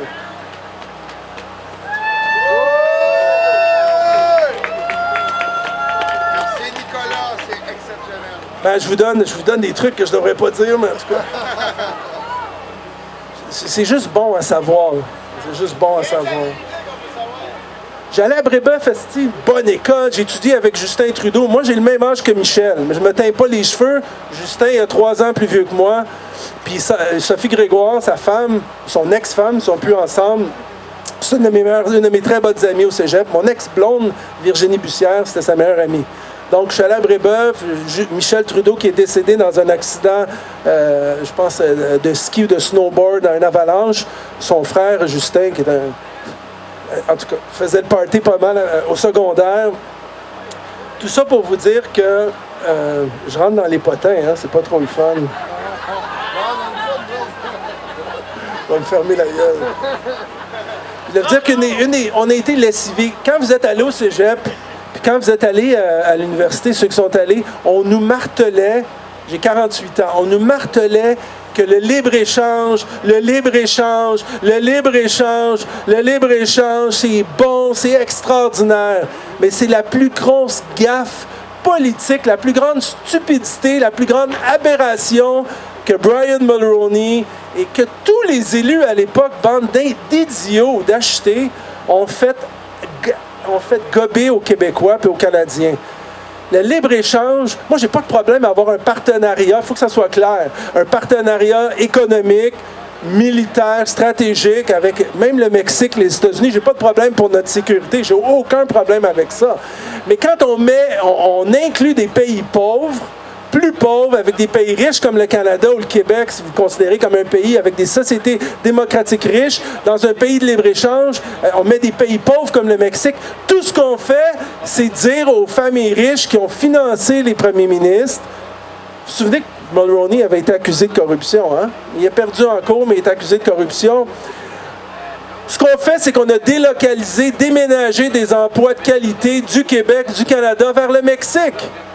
Le libre-échange, ça l'a appauvri le Québec, ça l'a appauvri l'Ontario, ça l'a appauvri le Canada. Vous vous souvenez de l'usine de Boisbriand, GM, où les gens étaient payés 70, 60 $ de l'heure, 80 $ de l'heure. Hein, en 1994, là, j'avais 19 ans. On construisait des autos, des jobs de qualité. Plein de nos usines, Bombardier inclus, le fleuron québécois qui a été mal géré et rempli de fonds publics pendant des années, sont allés où? Au Mexique. Donc, quand on intègre des pays pauvres dans des ententes de libre-échange, on fait mal aux pays riches. On peut faire des ententes de libre-échange, mais il faut contrôler qu'il y ait des mécanismes où on ne va pas appauvrir notre pays pour aller enrichir les autres. Donc ça, c'était une des trucs les plus stupides qu'on a fait puis qu'on n'a jamais vu, qu'on n'a jamais critiqué. Même aujourd'hui, personne ne parle contre ça. 1994, l'entente de libre-échange. Ce que je propose aussi, savez-vous qu'on n'a même pas de libre-échange au Canada entre les provinces? Savez-vous ça? Que chaque province, c'est comme un pays indépendant, autonome. Qu'on est dans un pays et on parle de libre-échange, mais on n'a même pas de libre-échange entre nos provinces. Les travailleurs des autres provinces ne peuvent pas venir au Québec, puis nous, on ne peut pas aller travailler dans les autres provinces. Crise de beau pays, hein? C'est le genre de truc qu'il faudrait régler rapidement, il me semble.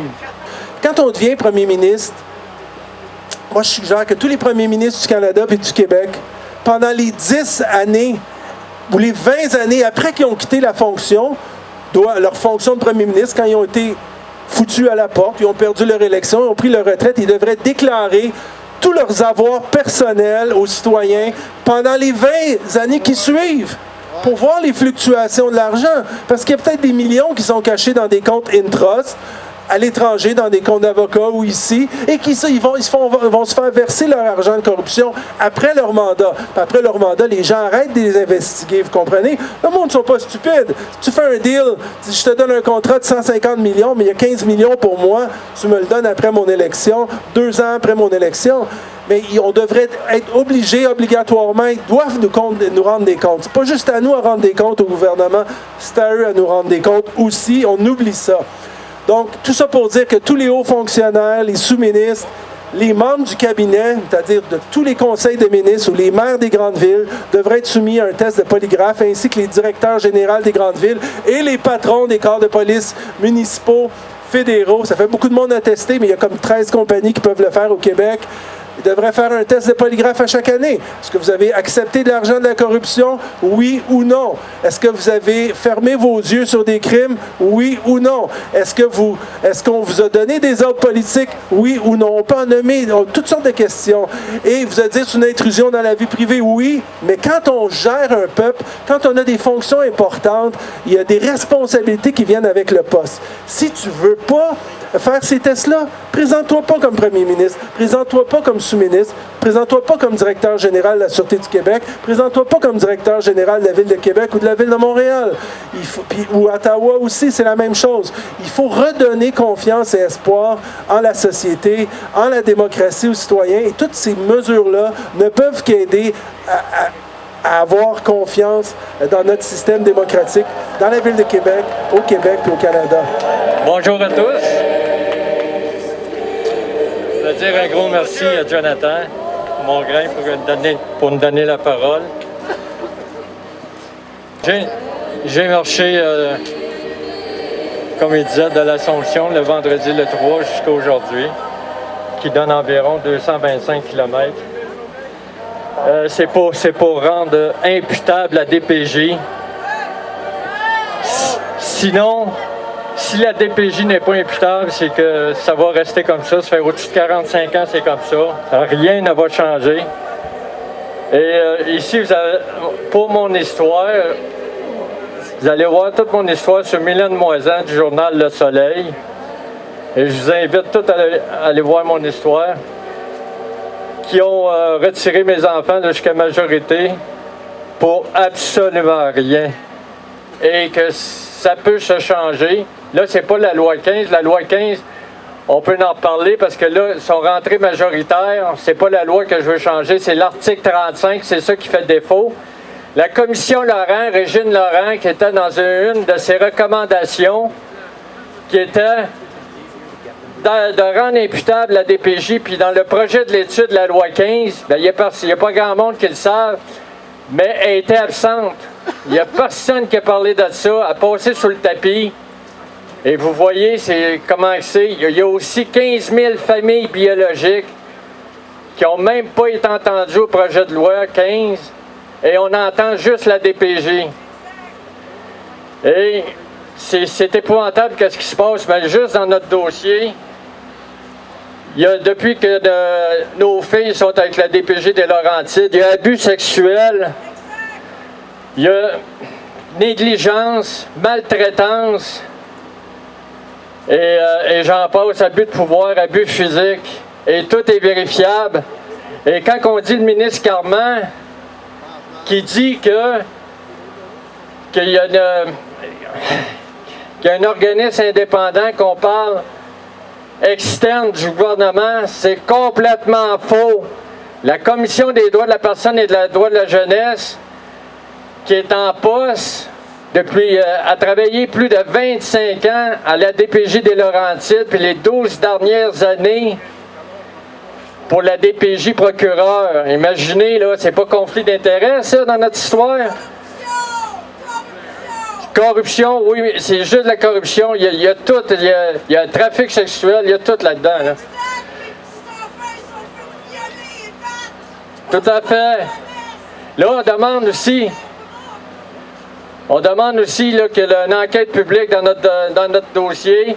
Et le ministre Carman aussi, on veut dire, là, vos organismes, le protecteur du citoyen aussi, là, du commissaire local, à 2 reprises, ils ont fermé le dossier. La commission aussi, bien au courant de l'abus sexuel, ils ont fermé le dossier. Et je dois dire, 1 an auparavant, ce même individu-là, dans la même ressource, il a fait une autre victime, une autre fille, et on avait dit à ce moment-là, nous les parents, de retirer immédiatement cet ado-là, déviant sexuel. Puis c'est des faits vécus, c'est des faits vérifiables. Et on l'a dit à la ressource, où sont nos enfants aussi, on l'a dit à la commission des droits de la personne, on l'a dit à tout le monde qui veut l'entendre, et ils ont maintenu cet enfant-là, ado. Et mon enfant a été abusé sexuellement. On a donné des faux diagnostics à mes enfants. Et tout le monde se parjure là-dedans, puis ils font ce qu'ils veulent. Mais le monde doit entendre ce qui se passe. Parce que nous autres, avant d'entrer là-dedans aussi, on ne savait pas c'était quoi. On pensait qu'on protégeait les enfants. Mais c'est pas ça. Pas tout, c'est une minorité. Oui, pour ceux, là, ceux qui sont abusés sexuellement et agressés, mais c'est une minorité. Que ça, la population ne sait pas. Parce qu'il y a au-dessus de 42%, ils signalent pour rien. C'est des risques de négligence, peu importe. Les parents n'ont pas d'affaires là. Et moi, j'ai marché tout le long avec tous ces milliers d'enfants-là dans le cœur. Puis les parents, les grands-parents, toutes les familles brisées par la DPJ. Là, je demande une enquête publique. Et là, je demande aux députés, de tous les députés, les 125 députés, qui sortent notre histoire, qui est toute vérifiable, puis que ça va sortir. Et que là, je demande lundi que ma requête soit entendue par tous les députés. La CAQ, c'est là qu'on parle d'une coalition Avenir Québec, là. Ben, c'est quoi l'avenir de nos enfants?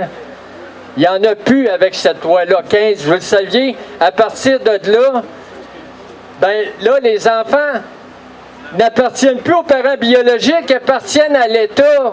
Aïe aïe! Les gens doivent le savoir, qu'est-ce qui se passe. Là. Ça veut dire là, que là, ils peuvent aller chercher vos enfants avant la naissance, puis après ça, ils vont être étiquetés dans leur bureau, puis de toute leur vie, ça va être génération après génération. Il faut que ces gens-là soient imputables de leurs gestes. C'est très grave ce qui arrive. Là. Puis là, on parle pas des cas d'exception. Il en sort un de temps en temps, mais c'est pour cacher. C'est tout pour cacher. Mais en arrière de tout ça, il y a des milliers de gens qui sont brisés. Là, je dois dire dans notre histoire qu'on a fait 2 révisions plutôt qu'une. Puis on a mis tout, comme qui dit le ministre Carman et toute sa gang, qui disent que là, en amont, puis de tous les services aussi, là, en première ligne, on a tout fait ça. Ils ont tossé dans notre dossier depuis 2018 le docteur Julien. Et ici, j'ai toutes les archives, tous ceux là, tous les faux diagnostics, tous les supérieurs dans notre dossier. Là, je demande qu'il y ait une enquête, parce que moi, j'ai tout ici en main. J'ai les enregistrements, j'ai les photos, j'ai des vidéos, j'ai des témoins. Et toute notre histoire, puis vous le savez, Mylène Moisan du journal, elle a publié sur notre cas, ça fait peut-être 15 articles depuis 2018, puis tout est vérifiable, tout ce qui sort avec ses avocats, parce que la DPJ ont leur avocat aussi, puis c'est juste ça qu'ils veulent, s'attaquer, puis ils veulent pas que les gens parlent, mais notre histoire est vérifiable, puis c'est véridique. On a brisé ma famille à vie. Et je tiens à dire que mes filles, que j'ai marché pour eux autres, et que papa vous aime, puis que maman vous aime. Puis qu'on va vous sortir de là. Puis tous les enfants du Québec, ça doit cesser. Il y a des milliers de familles qui n'ont pas d'affaires là. Merci à tous. Imputabilité, s'il vous plaît, pour la DPJ. Merci, Mario. Ah, encore 2, 3. Merci, François. Il y a plein de choses qui se passent. Hier, on a parlé de la loi C-21. Il y a des gens qui ont parlé de la Constitution. Quand on commence à regarder l'ensemble de la situation, on réalise qu'il y a bien des choses qui ont besoin d'être travaillées dans notre pays. Des choses, ça fait trop longtemps qui traînent, qui ont été négligées. Quand je dis négligé, ça a été négligé par le peuple. Je parlais avec Caroline tantôt, puis Justement, qui ont travaillé extrêmement fort pour organiser l'événement qu'on a en fin de semaine. Puis je vous cacherai pas qu'on est un petit peu déçus dans la quantité de gens qui sont présentés. C'est pas un doigt qu'on pointe à personne, mais on s'attendait d'avoir plus de gens qui s'impliquent. C'est comprenable parce que les gens, ben, on a toute une vie, on a des choses à faire. Mais des fois aussi, que j'ai vu, c'est que les gens ont tendance à croire qu'il y a quelqu'un d'autre qui va le faire pour eux. C'est pas grave. Le politicien va le faire pour moi. C'est pas grave. Mon député va le faire pour moi. C'est pas grave. Caroline, Jonathan, Robert va le faire pour moi. J'ai pas besoin de me présenter. Ça, c'est une grave erreur au Québec, en tant que Québécois, de penser de même, puis en tant que Canadien, de penser de même. C'est pour ça qu'on est rendu où ce qu'on est rendu aujourd'hui. C'est pour ça qu'on se réveille puis on réalise qu'il y a un paquet de lois qui ne représentent pas nos valeurs. C'est pour ça qu'on se lève et on dit comment qu'un politicien ou un groupe de politiciens peuvent arriver à une conclusion favorable pour une loi comme la C7 ou la C5 puis de penser que c'est ça qu'on veut. Le problème, c'est parce qu'on ne leur a pas dit qu'on ne le voulait pas. Et là, il est temps qu'on leur dit. Il est temps qu'on se lève. C'est le but de ce qu'on faisait en fin de semaine, c'est d'informer les gens. Que ce soit à travers le web ou que ce soit à travers une présence physique sur les terrains, c'est important de s'informer. C'est important aussi de réaliser à quel point il faut s'impliquer. On n'a pas le choix. Il n'y a personne qui va le faire pour nous. C'est pas 1, 2, 3, 10, 15 personnes, c'est tout le peuple ensemble. Il faut qu'il se lève et dire c'est assez. Il faut que les politiciens nous écoutent. Ils ne nous écoutent pas, c'est clair. On va parler un peu. Hier, on a parlé de la loi C-21, qui est une attaque sur les chasseurs, mais aussi les tireurs sportifs. Ça fait des années que ça dure, c'est un faux prétexte pourquoi ils essaient de nous enlever nos armes. Aujourd'hui, j'aimerais parler de la loi C5 puis la C7, qui est deux autres lois que je ne connaissais pas. J'étais dans le même bateau l'année passée, je n'avais jamais entendu parler de ces lois-là. Je n'étais même pas au courant. La C21, j'avais entendu parler un petit peu, je n'étais pas au courant des détails. On ne prend pas le temps de regarder ça, puis c'est normal, ils ne veulent pas qu'on regarde ça. Ils ne veulent pas qu'on porte attention. La loi C5, les grandes lignes, c'est que le gouvernement libéral veut rendre ça plus facile pour des criminels de passer à travers le système puis de ressortir. Les impacts qu'on a vus avec cette loi-là déjà se font ressentir dans notre peuple. Il y a un pédophile qui a agressé une jeune femme de 12 ans, une jeune fille de 12 ans, qui a fait à peine 6 mois de prison. C'est quelqu'un de connu, que je nommerai pas pour des raisons légales, parce que je ne veux pas me mêler à ça. Je veux pas qu'il puisse me ramasser dans le détour, mais on sait tout de qui on parle. Il a passé dans le journal, puis dans les médias. Puis si vous ne savez pas de qui je parle, allez faire quelques recherches, c'est facile à trouver. Après 6 à 7 mois en prison pour avoir agressé une jeune femme, il est de retour en liberté. Ça dit quoi, ça, au peuple? C'est pas grave. Je fais 6 mois de prison quand j'ai fait quelque chose de même, puis il n'y a rien qui va m'arriver. C'est quoi que ça dit à ces potentiels agresseurs-là? C'est pas grave. Au Canada, ils font rien. Je peux faire ce que je veux. Je peux manquer de respect envers un individu, l'abuser sexuellement, l'agresser, puis m'en faire 6 mois de prison. Puis avec la loi C5, ils veulent permettre à ces agresseurs-là de faire leur sentence à la maison, en regardant Netflix sur le sofa. Moi, je regarde ça, il y a deux façons de le voir. Il y a l'agresseur, lui, qui est mort de rire, mais la victime, on en fait quoi? Puis ça, au Canada, là, je trouve ça extrêmement déplorable, qu'on dirait qu'on ne prend jamais en considération les victimes. C'est toujours à propos de l'agresseur ou du criminel. Oui, mais lui, il a des droits. Ses droits, il les a perdus, cette personne-là, la journée qui a décidé de ne pas respecter les lois qui nous régissent toutes. Tu veux que la loi te protège, respecte les lois de la société. Tu les as brisées, tu ne devrais pas avoir le droit à aucun de ces privilèges-là. Parce que les privilèges viennent avec le fait qu'on respecte les lois. Ils ne respectent pas la loi, puis il faut les protéger. Non. C'est un sérieux et grave manque de respect envers les victimes. Cette loi-là, C5, en particulier lorsqu'on parle d'agression sexuelle, va décourager les victimes de se prononcer puis de dénoncer ces gens-là. Moi, je viens de Gatineau. Gatineau, c'est une assez grosse ville. Il y a un groupe par chez nous, 2 jeunes que je connais. C'est le fils de notre boucher. C'est pas un policier, il n'y a aucune formation pour faire ça. Ils sont mis 2 ensemble, puis dans 2 semaines, ils ont piégé 13 pédophiles dans la ville de Gatineau. C'est pas comme s'ils n'avaient pas, là. Ces personnes-là, la raison qu'ils peuvent continuer à faire ça aussi facilement qu'ils le font, c'est parce qu'il y a des grosses lacunes dans notre système. Pourquoi que le gouvernement libéral arrive avec un projet de loi comme la loi C5 pour leur rendre la vie encore plus facile? Je pense qu'on a le droit aujourd'hui de contester et de dire « Hey, ça fait pas de sens ». Mais en même temps, ça soulève le point. Comment se fait que nos politiciens arrivent à ces conclusions-là et qu'ils sortent ces lois-là pour commencer? C'est plate. Parce qu'ils sont assis là qui font des affaires-là. Potentiellement. Mais le point là-dedans, c'est que nous autres, c'est nous qui le laissons arriver, ça. Quand il vient le temps de voter, ça, c'est la première erreur qu'on fait. On ne prend pas le temps de regarder pour qui on vote. On vote pour qui grand-père disait de voter. On vote pour celui qui parle le mieux ou qui a les plus beaux cheveux, comme Trudeau. Je me l'ai fait dire, ah, il est cute, Trudeau. OK. Ça, c'est vraiment ton critère pour voter pour un politicien qui mène le pays. Il a des beaux cheveux. Je ne veux pas dire qu'à cause qu'il a des beaux cheveux, il n'est pas compétent, mais dans ce cas-là, ça ne peut pas être le critère de base pour mettre un X sur un balai de vote, là. Puis c'est ça qui se passe. Puis ça, c'est nous autres qui le fait. Fait qu'on est responsable de ce qui se passe. Puis aujourd'hui, j'aimerais soulever ce point-là aux gens, dire « Hey, attends une minute, là. Les conséquences de nos actions sont graves. » Parce que le concret puis le physique de ce qui se passe, c'est qu'on a des pédophiles là dans notre société qui continuent à commettre des crimes contre nos enfants.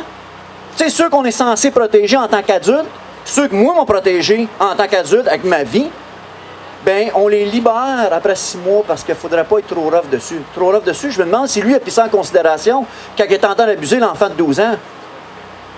Ça ne peut pas passer dans notre société. Puis c'est pour ça que je te cite, puis j'ai fait 5 heures de route aujourd'hui pour parler de ça, pour essayer de faire réaliser à des gens qu'il y a des gros problèmes dans ce qui se passe. C'est pas juste ça, la C5. La C5, en Ontario, dans le temps des fêtes, il y a un jeune policier de police provinciale d'Ottawa. Il y en a plein de policiers ici, là, dans leur véhicule, qui nous watchent faire sûr qu'on ne brasse pas. Tous ces policiers-là devraient être sensibles à ça. J'espère qu'ils écoutent dans leur véhicule. Ce jeune homme-là, c'est un recrue. Au meilleur de mon information, c'était parmi ses premières journées. Si c'était pas sa première journée, il s'est fait descendre sur le bord du chemin, en Ontario, par un criminel qui avait été arrêté. Il n'avait pas été arrêté pour n'importe quoi. Il était arrêté pour possession d'armes illégales. Il n'avait pas le permis, puis l'arme était prohibée. Il l'avait en sa possession. Il était en prison, il a passé à travers du système, ils l'ont laissé sortir. Peu de temps après, a descendu un policier de 21 ans sur le bord de la rue. Pourquoi qu'il était libre? La loi C5. Il ne faut pas les garder en dedans trop longtemps. Il faut leur donner une possibilité de se réhabiliter. Il y a des grosses lacunes avec cette loi-là. C'est une parmi tant d'autres que les libéraux essaient de nous passer. Mais si on veut que ça arrête, il faut leur dire. Il faut trouver des alliés. Nos meilleurs alliés comme c'est là, puis je ne fais pas de promotion, je sais qu'il y a du monde qui n'aime pas ça, mais ça, on n'a pas le choix. Il faut utiliser les outils à notre disposition. Nos alliés comme c'est là, que vous l'aimez ou pas, c'est le Parti conservateur du Canada qui se battent contre ces conneries-là. Parce que c'est du monde avec des valeurs comme les nôtres. Des Rachel Dancho qui vient du Manitoba, je la nomme souvent, mais tabarnouche qu'elle a le cœur à la bonne place. Des Lloyd, Dane Lloyd, qui est un autre conservateur. On en a au Québec aussi des conservateurs qui nous représentent très bien. Il faut leur donner notre appui, il faut leur parler et dire continuez, lâchez pas, on n'en veut pas du C5. Continuez à vous battre pour nous autres. C5, là, c'est une loi. Il y a la C7. C7, c'est l'aide à mourir. Il y a un autre sujet qu'on m'a demandé de discuter. L'aide à mourir, elle a sa place au Canada, c'est mon opinion. Parce que quand tu es en fin de vie, moi là, je suis debout, je suis fort, je suis fier de qui je suis. La journée, je suis plus capable d'aller à la toilette par moment. Je veux pas que personne me change ma couche. Ça, c'est mon choix. Je veux jamais me rendre là, j'espère jamais me rendre là. Mais c'est pas moi qui décide. Si j'arrive à cet état-là où je suis en train de mourir puis que ma famille souffre à me regarder dépérir pendant des semaines, si à ce moment-là, je choisis d'arrêter ça, je pense qu'en tant qu'humain, puis de façon digne, on devrait avoir ce droit-là. Je pense qu'il y a une place pour cette loi-là. Le problème avec la loi, c'est qu'ils ont inclus des addenda dedans. Ils ont changé des amendements, c'est-à-dire les enfants mineurs ont le droit de faire la demande de mourir. En bas de 18 ans, de 12 à 18 ans, ont le droit de faire la demande. Je suis tanné, ça me tente, j'ai pas eu mon cadeau de Noël, que mon PlayStation que je voulais, je suis décalissé de la vie, excusez pour le langage. Fait que ça me tente plus, fait que je vais aller voir mon médecin de famille, puis je vais demander de l'aide à mourir. Puis le médecin de famille peut dire oui. Comment qu'on peut laisser un jeune, n'importe quelle jeune personne, prendre ce genre de décision-là à cet âge-là? On parle pas de quelqu'un qui est malade ou qui souffre d'une maladie terminale ou qui est dans une situation où ce que ça pourrait être acceptable. On parle de quelqu'un qui a un problème soit de santé mentale ou qui est découragé ou quelque chose d'autre. tous ces gens-là vont être considérés. Je ne dis pas que la loi prévoit que tout le monde va être accepté, mais à la base, ça ne devrait même pas être une option. Tu es mineur, tu as en bas de 18 ans, les parents devraient être impliqués dans cette décision-là. Là, les parents n'ont pas un mot à dire. C'est le jeune, selon la loi, puis les amendements qu'il apporte, qui va pouvoir prendre sa décision. Ça, c'est ridicule. Ils vont trop loin avec ces lois-là. Ça ne représente pas le peuple. En tout cas, moi, ça ne me représente pas moi, puis j'en connais un méchant paquet que ça ne représente pas. Mais ils ne savent pas parce qu'on ne leur dit pas. C'est pour ça qu'aujourd'hui, on est ici, puis on est en train de leur dire. On n'est pas beaucoup, mais ceux qui sont ici, partagez le message. Ceux qui écoutent, partagez les lives. Vous pensez que j'ai pas raison, vous pensez que je suis dans le champ, allez faire vos recherches autres-mêmes. Il y a tellement de désinformations comme c'est là que c'est facile de se perdre dans tout ça. Mais moi, je vous dis, faites vos devoirs. Comme c'est là, le gouvernement canadien, malheureusement, ainsi que la CAQ, ils ont du fun, eux autres aussi, la CAQ, comme c'est là. Passe une multitude de lois, des amendements des lois déjà existantes. C'est tellement compliqué que même des avocats formés, ça leur prend des semaines à décortiquer tout ce qui a été écrit. Même, justement, je parlais du Parti conservateur du Canada qui en parlait. On n'a pas les ressources ni le personnel pour être capable de décortiquer la pile de papier qu'ils ont donné pour la C-21. Il y en avait juste trop. Les libéraux, ils ont tout le pouvoir du gouvernement derrière eux. Il y a des équipes énormes, des ministères au complet qui travaillent là-dessus, qui rédigent ces nouveaux amendements-là. Puis là, tu as un groupe de 2 personnes qui ont un temps limité pour passer à travers, faire sûr que ça respecte la volonté des Canadiens. C'est difficile. Il y a beaucoup de désinformation, puis c'est intentionnel de leur part qu'est-ce qu'ils font présentement. Ils veulent passer les lois, puis ils veulent pas avoir d'objection. Ils veulent passer les lois à leur façon, puis c'est ça que le gouvernement libéral du Canada fait. C'est la même chose que Legault il fait comme c'est là. La seule manière d'arrêter ça, c'est de se lever puis de dire non, de façon pacifique. C'est important, mais il faut leur dire. Il ne faut pas se fier sur les autres. Il n'y a personne qui va le faire pour nous autres. Si on n'est pas capable de se lever et faire notre bout de chemin par nous autres mêmes, il n'y a rien qui va changer. Mais aujourd'hui, il y en a du monde, il y a du monde qui écoute. Tout ce monde-là, je sais que vous voulez. Perdez pas espoir. Continuez. Liez-vous à des gens qui travaillent fort, comme Jonathan, puis Caroline, puis tous les autres. Et M. Tétrault qui est ici aujourd'hui aussi. Il y a plein de monde impliqué. Fiez-vous pas sur quelqu'un d'autre, parce qu'il n'y a personne qui va vous sauver ça.